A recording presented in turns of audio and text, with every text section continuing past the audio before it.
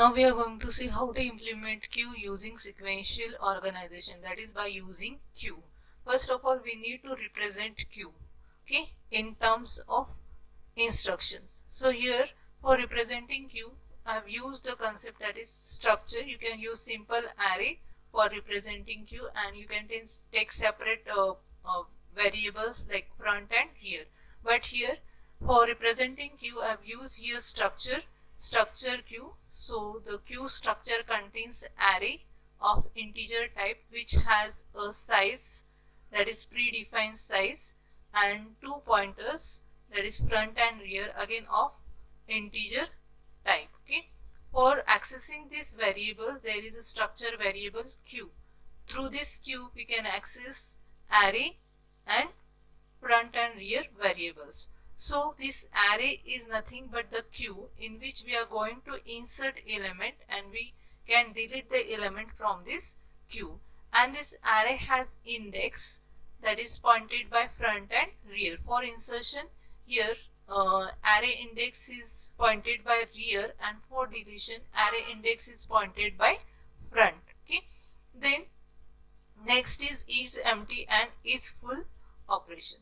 So is empty operation, how we can say that the in queue is empty.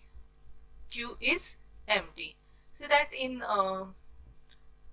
delete operation or dequeue operation, we have seen that when front is equal to rear, at that time the elements from the queue all get deleted. Okay. And again we have seen that one condition at the insertion, front is equal to front is equal to rear is equal to -1. This condition says that the queue is empty. In both situations, when front and rear values are same, okay, front and rear values are same, it means that the queue is empty. The same condition here we are checking when front, okay, and rear are equal. So front and rear are structure variables that can be accessed by structure variable queue. So q dot front is equal to q dot rear, then it returns 1. It means that q is empty. Otherwise it returns 0. It means that q is not empty. Okay. Then is full function. Again it returns the integer value. Okay. Integer value means it returns 1 or 0 in terms of boolean values. Okay. Now is full condition, at the time of insertion we have seen that when the queue get full, when rear reached at size -1 position, then we can say that the queue is full. The same condition here we have to check. Q dot rear is equal to size -1. It means that queue is full, so it returns value 1, else it returns value 0. Then this queue we can implement by using the menu driven program, that is by using switch cases. So in main function we can implement the menu driven program just by taking the switch cases for insert operation, delete operation, display and exit. For every case we are calling the functions, that is insert queue function, delete queue function and display queue function. Okay. So let us see one by one these functions separately. First is insert queue function. So this insert queue function has return value null. It just insert the element into the queue. So that here we are passing the value that we want to insert into the queue. Before inserting the value into the queue, we have to check, that is precondition, whether the queue is full or not. This we have seen in ADT, that preconditions of pre and post conditions of operation NQ and DQ. So here in NQ, precondition is that check whether queue is full or not, and post condition, it means that if this condition is false, then we can increment the rear and put the values into the queue pointed by the rear. Okay. And same for the DQ, precondition is that check is empty operation, and if is empty operation is not equal to 1, then we can increment front and delete the element from the front. Okay.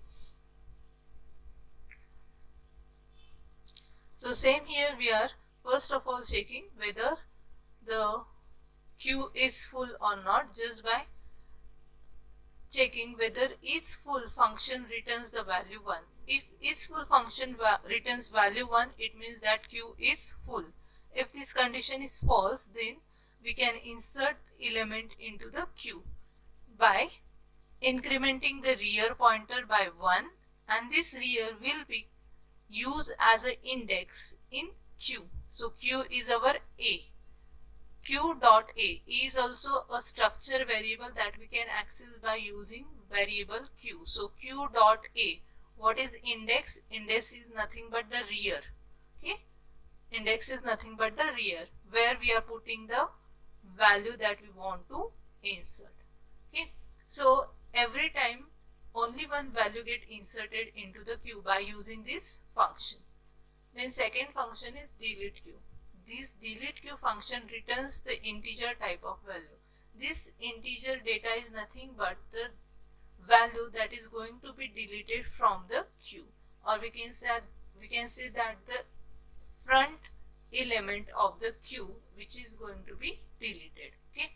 Then for delete queue, the precondition is check whether queue is empty or not. So here we are checking. If is empty function returns value 1, it means that queue is empty. Okay.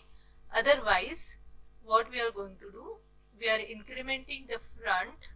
Okay, incrementing the front, and that front value becomes the index for the A. It becomes the index for the A, and that A of front, whatever the element present at that element we are storing into the val. This val holds the value or data that is going to be deleted, or this val holds the front element that is going to be deleted. Okay, so here we are returning that value that is deleted from the queue. Okay, in delete queue operation, in this delete queue operation, the element is not going to delete permanently. It is going to delete logically. It means that we are just incrementing the front pointer, so that when the front pointer get incremented, the previous values of that queue are not accessible. Okay, this is called as logical deletion of queue. Again, by using this delete queue, we can delete only one element at a time. Now, analysis of these two operations. So each operation will get executed only once at a time, that I said. In worst case, if we want to insert n elements in a queue, then it requires big O of n time, because n times we have to call the function insert queue. Okay, so it requires it requires big O of n time to insert n elements, and same is applicable for the delete operation. Thank you.